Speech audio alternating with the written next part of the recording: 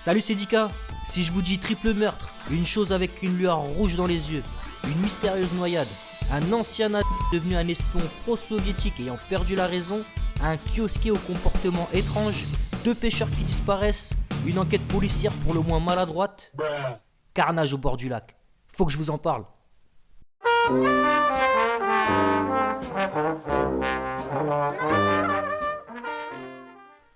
Je m'excuse d'avance pour la prononciation en finnois, je vais faire de mon mieux. Nous partons dans le sud de la Finlande, sur les rives du lac Bodom, situé sur la région d'Espoo, à 22 km au nord-ouest d'Helsinki, la capitale. Ses nombreuses plages, son eau cristalline, riche en poissons, ainsi que ses abords boisés font de ce lac un lieu exceptionnel et connu. Nous sommes le vendredi 4 juin 1960. C'est le début de l'été. Le thermomètre en cette période en Finlande dépasse facilement les 20 degrés. Maila Irmeli Björlund et Anja Tuulikki-Maki, 15 ans toutes les deux, ont décidé de camper sur la rive sud du lac Bodom avec leurs petites amies respectives, Nils Gustafsson et Seppo Antero Boisman, 18 ans tous les deux.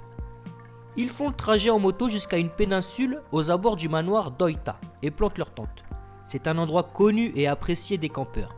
L'objectif du groupe de 4 est de profiter de leur journée, nager, pêcher, boire, s'amuser.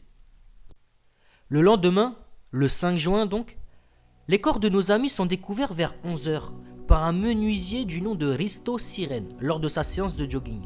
Après sa découverte, il alerte la police qui arrive sur les lieux près d'une heure après, soit à midi. Les autorités découvrent alors un véritable carnage. Sur le site du campement gisent les corps horriblement mutilés de 3 des jeunes gens, possiblement attaqués à coups de pierre et de couteaux de chasse, par un ou plusieurs individus. D'après les enquêteurs, le schéma de l'attaque indique que l'assassin cherchait avant tout à causer la mort de ses victimes le plus rapidement possible. De ce fait, il aurait infligé aux adolescents de nombreux coups de couteau à l'abdomen et au visage, ainsi qu'un broyage de leur crâne à l'aide d'un objet lourd. Par miracle, l'un d'eux, Nils, vit encore, en dépit de nombreuses lésions cérébrales, d'une mâchoire fracturée et d'une profonde lacération à la joue. Emmené à l'hôpital, celui-ci survivra et malgré une amnésie, il dira qu'avant de s'extirper de la tente, il aurait vu quelque chose avec une lueur rouge dans les yeux.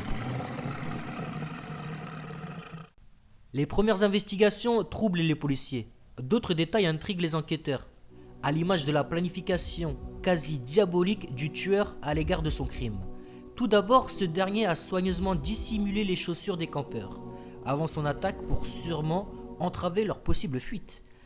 Ensuite, il a commis son méfait en portant ses coups à travers la tente, enfermant le groupe dans un filet de toile déchiré. Le meurtrier semble avoir volé les clés des motos, mais ne s'est pas enfui avec. Il aurait également dérobé les portefeuilles des victimes et le blouson en cuir de Seppo. Les enquêteurs suivent une piste de taches et de gouttes de sang qui leur permettent de découvrir les chaussures de Nils et quelques-unes de ses vêtements à environ 600 mètres du campement. Mais toujours pas d'armes du crime. Peut-être bouleversés par la sauvagerie du triple homicide et la jeunesse des victimes, les enquêteurs oublient de boucler la scène de crime. Badauds et campeurs investissent les lieux dès leur départ, piétinant ce qui pourrait rester d'indices. Plusieurs jeunes d'une association d'ornithologues qui observaient les oiseaux à quelques distances de la scène du meurtre ont révélé aux enquêteurs que vers 6h, ils auraient vu la tente effondrée et un homme blond quitter les lieux. Ils ont vu 2 personnes allongées, sûrement Nils et Maela. Pensant qu'ils dormaient, ils partent en jetant tout de même un petit coup d'œil admiratif aux motos. Malgré leur équipement, notamment des jumelles, et leur position dans un observatoire à oiseaux, leur témoignage ne sera que très peu convoité sérieusement.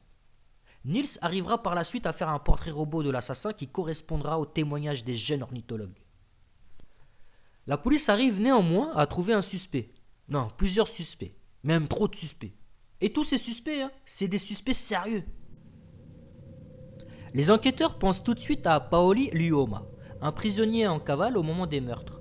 La police réussit à l'attraper peu après et à interroger. Son alibi ? Il aurait été à Otaniemi au moment des meurtres, ce qui est rapidement et facilement prouvé. Mais le truc louche, c'est que c'est à 18,2 km du lieu du crime. Et j'ai regardé par moi-même sur Google Maps, c'est à seulement 19 minutes par le chemin le plus court en voiture. Et malgré ça, il sera innocenté. Les enquêteurs estiment la distance assez lointaine pour le disculper. Il a été établi que 2 jeunes gens pêchaient au bord du lac cette nuit-là. La police n'a jamais réussi à les identifier, alors qu'elle a retrouvé du matériel de pêche ainsi que plusieurs poissons laissés sur les berges. Comme s'ils étaient partis précipitamment. Sont-ils les meurtriers? Des témoins qui ne veulent rien dire par peur de représailles? Ou peut-être même des victimes supplémentaires de cette sauvagerie de qui on n'aurait jamais retrouvé les corps? Rebondissement, quelques années plus tard, un multirécidiviste du nom de Pentti Swaninen, plusieurs fois condamné dans les années 60 pour des actes de violence, avoue les meurtres. Ah, c'est bon, on le tient. Ah, pas du tout en fait.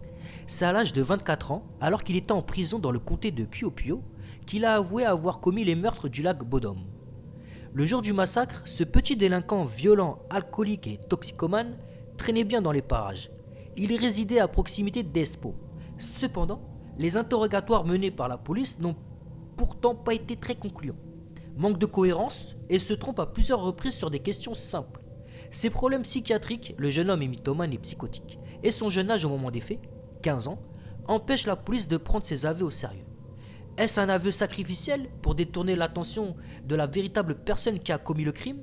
Quoi qu'il en soit, toujours emprisonné, le criminel sera retrouvé mort par pendaison lors d'un transfert en 1969 à Toyala.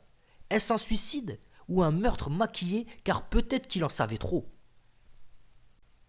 Un des suspects principaux est Karl Valdemar Gillström. Un gardien de kiosque d'Oita, il était connu pour haïr les campeurs et s'est comporté parfois agressivement envers eux. À Oita, Gillström était connu comme The Kioskman. Il s'est noyé mystérieusement dans le lac Bodom en 1969, la même année que Pentti, le suspect multirécidiviste retrouvé mort en prison. Sans doute un accident causé par son alcoolisme ou un suicide même. Si rien n'atteste ces 2 causes, un jour d'ivresse, il aurait confessé les meurtres à son voisin, peu de temps avant sa mort, en affirmant « J'ai tué les ados ». Toujours d'après son voisin, Gillström a comblé un puits dans sa cour quelques jours après les meurtres. Mais la police n'avait pas fait le nécessaire à l'époque. Néanmoins, des fouilles ultérieures n'ont rien révélé. A-t-on déplacé les indices entre-temps?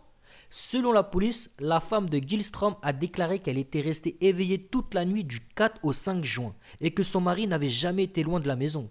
Cependant, la femme aurait plus tard avoué que son mari avait menacé de la tuer si elle disait la vérité. De lourds soupçons pèsent également sur Hans Assmann. Alors lui, c'est mon suspect préféré. Un ancien nazi devenu espion du KGB. Le 6 juin 1960, il se présente à l'hôpital chirurgical d'Helsinki avec un comportement particulièrement étrange. Le malade est agressif et nerveux. Ses ongles sont noirs et ses vêtements couverts de taches rouges. Les vêtements d'Assmann correspondent à la description qu'ont fait les ornithologues du meurtrier du lac Bodom. Assmann a coupé ses longs cheveux blonds comme par hasard, après que les détails concernant la description de l'assassin sont parus dans la presse. Assmann vivait à moins de 5 km des rives du lac. Son comportement suspect a interpellé le personnel hospitalier, ainsi que Jorma Palo, le directeur de l'hôpital, qui a fait un signalement à la police. Assmann n'a été que brièvement interrogé. Il dira qu'il s'est blessé au travail sur un chantier et qu'il fait de la peinture, d'où les taches rouges. Et ses vêtements n'ont même pas été analysés, en dépit du fait que les médecins étaient certains qu'il s'agissait de sang. Plus tard, le professeur et directeur de l'hôpital d'Helsinki, Jorma Palo, a écrit 3 livres sur Assmann et les meurtres de Bodom. Toujours d'après son bouquin, donc de ses dires, l'affaire aurait été étouffée par une histoire diplomatique. L'ancien inspecteur en chef de la police Matti Paloaro soupçonne également Assmann de 5 autres meurtres. La responsabilité d'Assmann a été évoquée en particulier dans d'autres affaires de meurtres finlandais non résolus, comme celui de Kilpisjärvi à Isojoki ou le double meurtre de Tuliahti à Heinävesi. Des meurtres mystérieux dont je vous raconterai sûrement l'histoire dans une prochaine vidéo. D'ailleurs, n'hésitez pas à vous abonner pour ne rien rater. Sur une photographie de presse de l'enterrement des victimes, un visage a été jugé très ressemblant aux descriptions fournies par Niels. Il n'a jamais été possible d'identifier cet individu.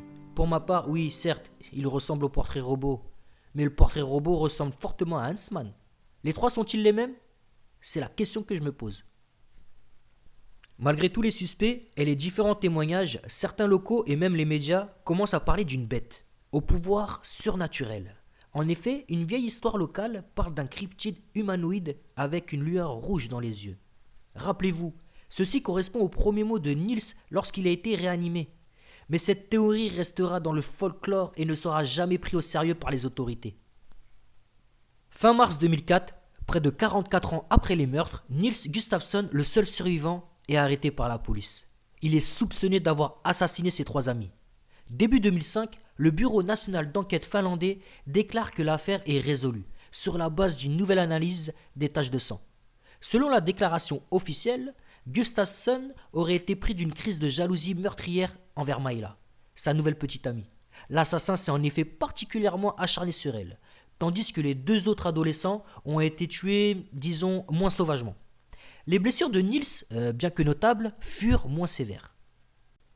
Le procès débute le 4 août 2005. L'accusation demande l'emprisonnement à perpétuité de Niels, argumentant que le réexamen des preuves anciennes utilisant des techniques modernes soutient sa culpabilité.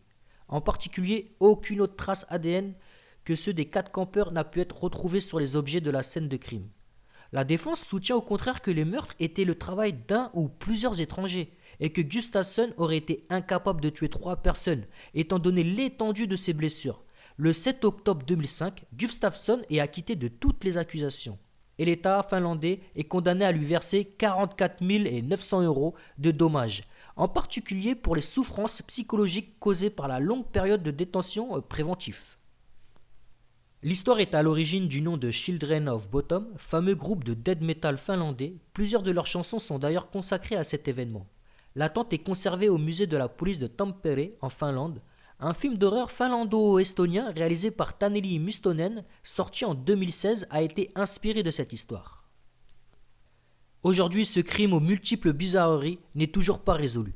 N'hésitez pas à me dire en commentaire ce que vous en pensez, vos théories, et même si vous avez un coupable, ce serait super. Bref, moi je vous dis à la prochaine pour une autre histoire.